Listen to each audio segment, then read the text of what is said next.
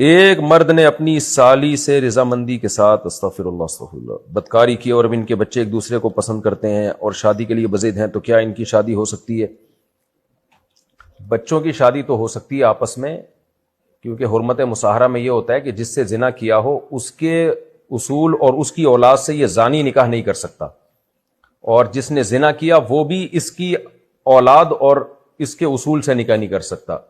دونوں کی اولادیں آپس میں نکاح کر سکتی ہیں، لیکن اللہ ہدایت دے، اتنا بڑا کبیرہ گناہ ہے یہ، خاص طور پہ سالی کے ساتھ بدکاری کرنا۔ بس آخرت کا خوف ختم ہو گیا ہے، آگ ہی آ گیا آخرت میں۔ نبی صلی اللہ علیہ وسلم نے فرمایا جو زنا کرنے والے ہیں، معراج کی رات میں آپ نے دیکھا کہ ننگے مرد اور ننگی عورتوں کو آگ میں جلایا جا رہا ہے، انہی برہنہ جسموں کے ساتھ، اور آگ کے شعلوں کے ساتھ وہ اوپر اٹھتے ہیں۔ تو آپ نے جبریل سے پوچھا کون لوگ ہیں؟ جبریل نے فرمایا کہ آپ کی امت کے زنا کرنے والے مرد اور زنا کرنے والی عورتیں۔ اسی طرح اللہ نے ان کو اٹھا کے آگ میں پھینک دیا ہے۔